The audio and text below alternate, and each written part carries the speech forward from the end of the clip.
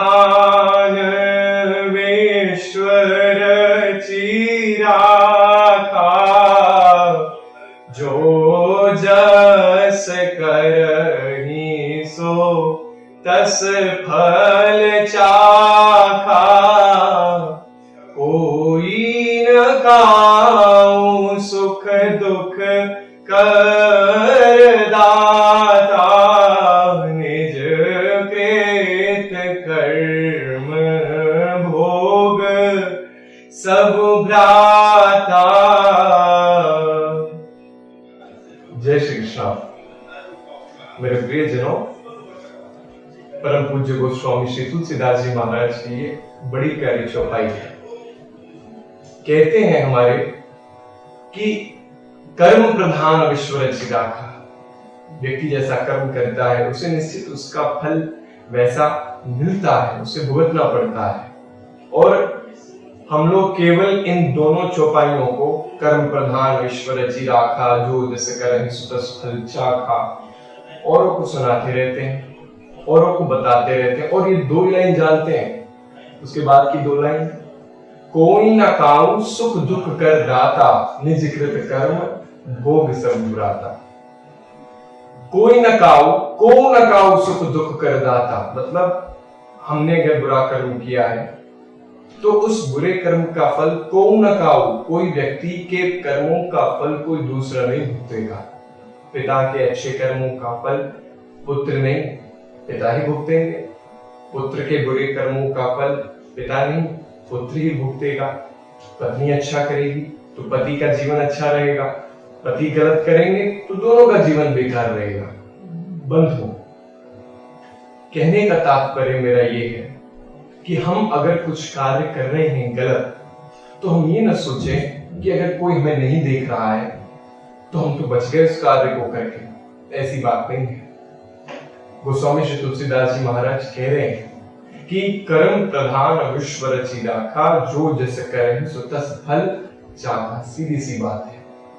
आइए आज इसी कर्मों के आधार पर और उसके मिले हुए उस फल के आधार पर हमारे इस जीवन के अंग सत्संग में, मेरे पेज शिवम विष्णु पाठक में आप सभी लोगों का मैं स्वागत करता हूं और आशा करता हूं कि आप सभी लोग ठीक हैं। बड़े प्रेम से इस बड़ी प्यारी प्रसंग को आप सभी श्रवण कीजिएगा और मैं आशा करता हूं कि इस प्रसंग को श्रवण करके आपके हृदय में भी वो बात जागेगी कि हम अगर किसी के साथ गलत कर रहे हैं और कोई अगर हमें नहीं देख रहा है, और अगर हम ऐसा सोचते हैं कि हम तो बच गए क्योंकि किसी ने नहीं देखा, तो बंधुओं ऐसा नहीं है कि छोड़ दे पापी पाप की यारी, नील गगन से देखे शिकारी, नील गगन से देखे शिकारी। नीचे कोई नहीं देख रहा है तो क्या हुआ? इस सृष्टि का बनाया हुआ कोई व्यक्ति नहीं देख रहा है, कोई जीव नहीं देख रहा है तो क्या हुआ? इसको बनाने वाला तो देख रहा है। और बंधुओं, उसी के आधार पर मैं आपको कहना चाहता हूं कि अभी तक जिस कार्यों को हम कर चुके हैं, किसी ने नहीं देखा तो हम तो बच गए, उसका फल तो आपको मिलेगा। लेकिन अब रुक जाइए, अब समझ जाइए। और ये बड़ी प्यारी कथा है जो शायद आपके हृदय में ये बात जगाए कि नहीं, हमें अच्छे कर्म करने हैं क्योंकि उसी के आधार पे हमें फल अच्छा मिल सकता है। तो बंधुओं, एक बड़ा ही गरीब व्यक्ति, पैसे वाला नहीं था, साधनहीन व्यक्ति अपने परिवार को पालने के लिए नदी किनारे गया और नदी किनारे जाकर के मछली पकड़ना चाहता था। मछली पकड़ने के लिए जो मछुआरे जिस यंत्र का उपयोग करते हैं, तो उस यंत्र को लेकर के अब वो मछली पकड़ रहा है। बेचारा गरीब है, अपने परिवार को पालने के लिए मछली लेकर के जा रहा है, क्या करे?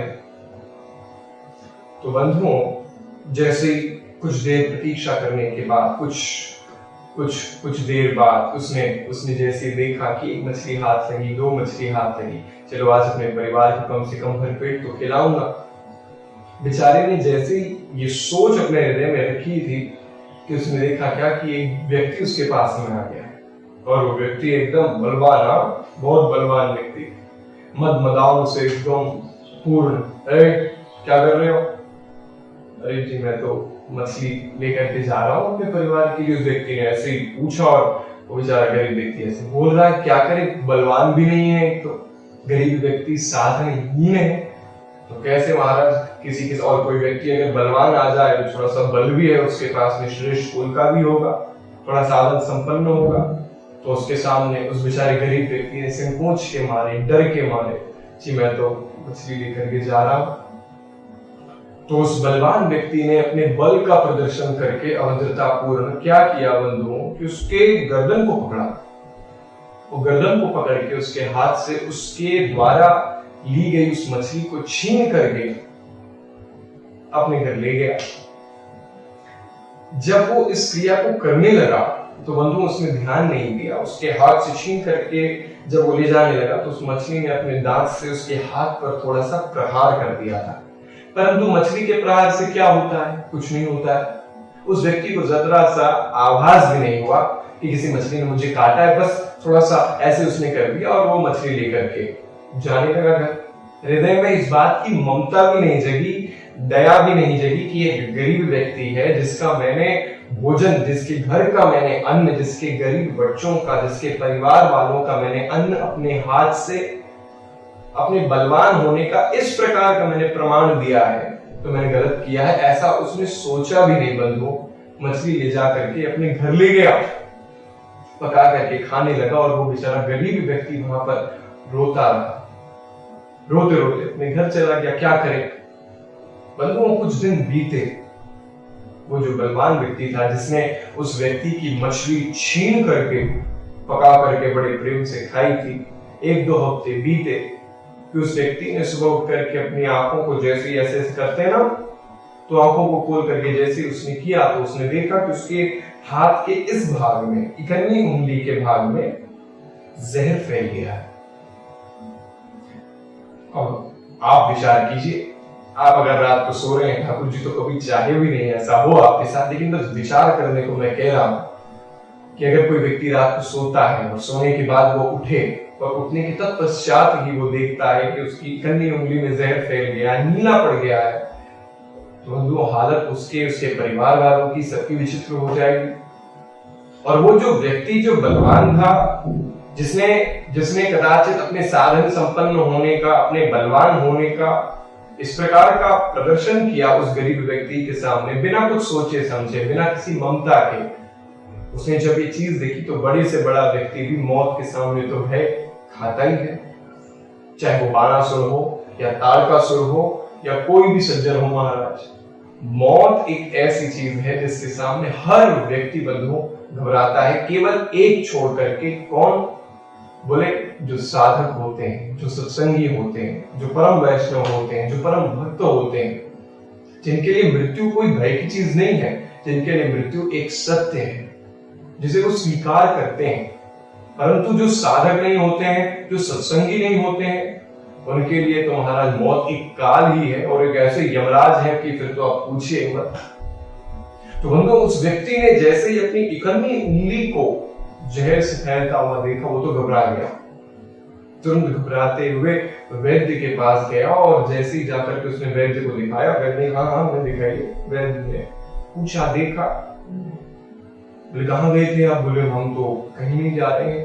बोले किसी ने प्रहार किया? बोले प्रहार तो किसी ने नहीं। बोले एक दिन हमने मछली पकड़ी थी तो उसने अपने दांत से कुछ जरा सा प्रहार किया। दांत भी क्या होता है उसकी कुछ भी नहीं, दांत भी क्या कहें, हमारा अपने मुख से मेरे हाथ पर प्रहार किया था, तो उसका डॉक्टर साहब हमने जरा ध्यान नहीं दिया, अब आप देखिए।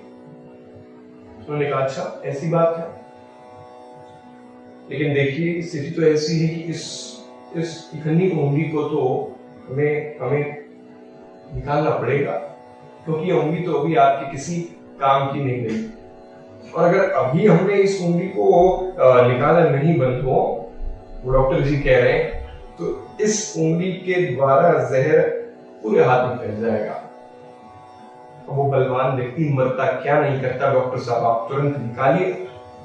जैसे तैसे उनका ऑपरेशन हुआ और उंगली निकाली गई, कुछ दिन बीते गए, रेस्ट किया गया, और एक हफ्ते 10 दिन बाद जैसे ही वो बलवान व्यक्ति सोच में चलो तो मैं ठीक हूँ, स्वभाव में अभी भी परिवर्तन नहीं आया, लेकिन चलो ठीक हूँ मैं, तो कुछ दिन बाद जहर यहाँ से यहाँ तक फैल गया बंधुओं। इकन्नी उंगली से जो जहर काटा गया था वो जहर अब बढ़ करके पूरे हाथ की हथेली को अपने ग्रास में ग्रसित कर चुका है।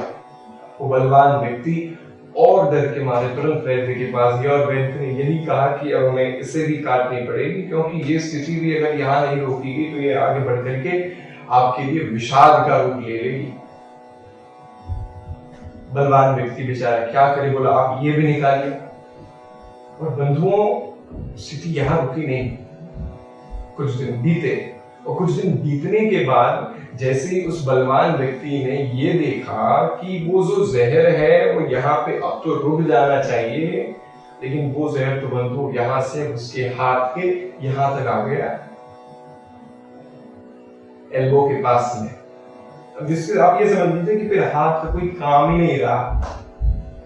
जिस हाथ से उस गरीब व्यक्ति पर उसने आक्रमण किया था, जिस हाथ के माध्यम से उसने अपने बल का इस प्रकार का प्रदर्शन किया था, उसकी हाथ ही नहीं रही बंधुओं। और वो व्यक्ति डॉक्टर के पास जब वापस गया तो डॉक्टर ने इलाज करने से मना कर दिया। क्यों मना कर दिया? क्योंकि डॉक्टर ने ये कहा कि किसी मछली के प्रहार कर देने से ऐसा थोड़ी ना होता है।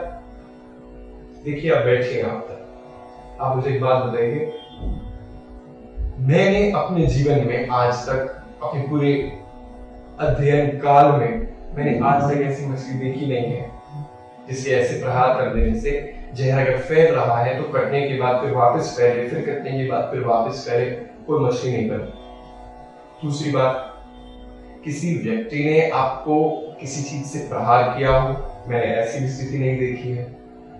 आपके मुखारबिंद में आपने कभी जहर खाया हो या जहर कुछ आपके शरीर में आया हो, मैंने उसका भी देखा, कुछ भी मुझे नहीं दिखा। अब आप मुझे एक बात बताइए, स्थितियां यहाँ दवाओं से कई दूर है। यहाँ पर मेरे साधन आपको ठीक नहीं कर सकते, क्योंकि आपकी क्रियाएं कुछ ऐसी है जो इन दवाओं से ठीक हो ही नहीं सकती है, क्योंकि बीमारी वहां से आई भी नहीं है जिसका इलाज मेरी दवा कर सके। समझिएगा बंधु। डॉक्टर साहब ने उस बलवान व्यक्ति से कहा कि तुम मुझे सच बात बताओ कि तुमने इन दिनों में कुछ ऐसा काम किया है, कुछ ऐसा अपराध किया है, क्या कोई पाप किया है, क्या किसी के हक को छीना है, क्या तुमने गलत काम किया है, क्या किसी हृदय पर तुमने आघात किया है? उस व्यक्ति को अपने द्वारा किए गए उस कृत्य को याद करके उसकी आंखों से बंधु आंसुओं का वो पनारा निकलने लगा। रोते रोते डॉक्टर साहब से कह रहा है कि डॉक्टर साहब मैंने ये हमारे साथ में घटना घटी और मैंने अपने बल का इस प्रकार से किया और मुझे अब पश्चाताप हो रहा है। क्योंकि हर व्यक्ति को बंधुओं पकड़ जाने के बाद तो हर जो पुलिस के सामने ये कहता है कि आई एम सॉरी, कौन नहीं कहता है, सब कहते हैं। और जब व्यक्ति को मौत दिखती है तो जरूर कहते हैं सारा किया गया पाप मृत्यु के समय, अरे हमने उसके साथ ऐसा किया, हमने उसके साथ ऐसा किया था, सब उस समय आता है। बंधुओं, उस व्यक्ति को भी अपने किए गए पाप का आभास हुआ। डॉक्टर साहब ने कहा कि जाओ, जिसके साथ किया है तुमने ये पाप, जिसकी शायद तुमने बद्दुआ ली है या जिसके साथ तुमने ये आघात किया है, शायद वही कुछ कर सके। अब दवाओं में तो कुछ असर नहीं हो सकता और मैं तो बिल्कुल नहीं ठीक कर सकता। मेरा समय और अपने पैसे को व्यर्थ मत करो, जाओ, बचे हुए जो प्राण है शायद वो व्यक्ति अगर मिल जाए तो ठाकुर जी की कृपा हो जाए। और वो बलवान व्यक्ति अपने प्राण को बचाते हुए भागते पहुंचा बंधुओं वहां नदी किनारे। देखा उस दिन वो व्यक्ति वही मछली पकड़ रहा है बेचारा, अपने परिवार को पालने के लिए दौड़ता हुआ आ रहा है। तो उस गरीब व्यक्ति को ये लग रहा है कि ये फिर मुझे मारने आ रहे हैं। वो बेचारा भागने की ओर से हुआ, लेकिन उसने हाथ जोड़ के कहा कि सुनो, रुक जाओ, मैं मारूंगा नहीं, मुझसे गलती हुई है, मैं तुम्हारे चरणों को पकड़ करके क्षमा याचना करने आया हूँ, तुमसे गलती हो गई और मैं मरने वाला हूँ, देखो मेरे हाथ की दशा देख लो। वो बलवान व्यक्ति बंधुओं कह रहा है और वो बस उससे ये पूछने आया है कि मैं तुमसे माफी मांगना चाहता हूँ और मैं ये बस तुमसे पूछना चाहता हूँ कि ये क्या हो गया, मुझे बताओ, मेरे प्राणों को बचाओ। ये तुमने मुझे बद्दुआ दी है कि ये तुमने मुझे क्या किया है कि वो मछली ऐसी तो हो नहीं सकती, तो आप ही मुझे बचाइए, मुझसे गलती हो गई है। आपकी ही कृपा से मैं बच सकता हूँ। बलवान व्यक्ति बंधुओं गिड़गिड़ाने लगा तो उस व्यक्ति ने एक ही बात कही कि मैं क्या हूं आपके सामने, बताइए। मेरे छोटे छोटे बच्चे भूख से तड़प रहे थे, आपने आकर के मेरी मछलियों को मेरे हाथ से छीन करके उनके हक को, मेरे हक को, मेरे परिवार के हक को छीन लिया। मेरे गरीब होने का, मेरे दुर्बल होने का आपने मुझे एहसास दिलाया, अपने बल का आपने मुझे इस प्रकार का प्रमाण दिया। मैंने ठाकुर जी से यही कहा कि हे प्रभु, जिस प्रकार इस व्यक्ति ने मुझे अपने बल का इस प्रकार से एहसास दिखाया है, जिस प्रकार से उस व्यक्ति ने अपना जोर मुझे दिखाया है, जिस प्रकार से उस व्यक्ति ने अपना बल मेरे ऊपर दिखाया है, मैं चाहता हूं कि आप भी उस व्यक्ति पर अपना बल दिखाएं। मैंने ठाकुर जी से बस हाथ उठा करके यही कहा कि जो कृत्य उसने मेरे साथ किया है, ये दिखाने के लिए कि वो ऊंचा है और हम नीचे हैं और मेरे साथ कोई नहीं है क्योंकि मैं कमजोर हूं, तो मैं चाहता हूं कि ये हारे के सहारे उसने मुझे अपनी शक्ति दिखाई है तो तू उसे अपनी शक्ति दिखा। मैंने यही कहा। और बंधुओं, मैं आपसे यही कहता हूं, किसी व्यक्ति की, किसी दुर्बल व्यक्ति की, किसी बलवान व्यक्ति की, किसी धनवान या किसी निर्धन व्यक्ति की हाय मत कीजिए, किसी के साथ बुरा बिल्कुल मत कीजिए आप, क्योंकि कर्म प्रधान विश्व रचिरा का जो जिसे कर ही सुतस्तर इच्छा। आप अगर किसी के साथ बुरा करेंगे तो निश्चित आज कल परसों में आपके साथ बुरा होगा। और ये हमारे सत्संग का आज विषय था कि हम अपने कर्मों को सही रखें। ये सत्संगी का पहला, दूसरा, तीसरा, चौथा, पांचवा जो लक्षण आप बनाना चाहते हैं, लेकिन उनके लक्षणों में एक होना चाहिए, हमारे कर्म सत्कर्मों की ओर हो, हमारा मार्ग उस मार्ग की ओर हो जो गोविंद की ओर जाए, जो धर्म की ओर रहे। कर्म हमारे सदैव इसी प्रकार के हों जो किसी गरीब या धनवान, किसी में भेद न रखें, एक ही भाव। और आप लोगों के साथ मेरा ये निवेदन है कि बंधुओं, इस काल में हम सभी लोग सामाजिक दूरी बरकरार रखें, मास्क पहने बंधुओं, कहीं जाना हो, अभी तो लॉकडाउन है बंगाल में और आपके भी कई राज्यों में जरूर होंगे, तो उसका हम पूर्ण रूप से पालन करें, घर पर रहें और अपना और अपने परिवार वालों का ख्याल रखें। ठाकुर जी का नाम, ठाकुर जी की कथा जरूर पढ़ें और लोगों को सुनाएं हो सके तो। और बंधुओं, आप लोग अपना खूब खूब ख्याल रखें। जय श्री कृष्ण, जय श्री राधे।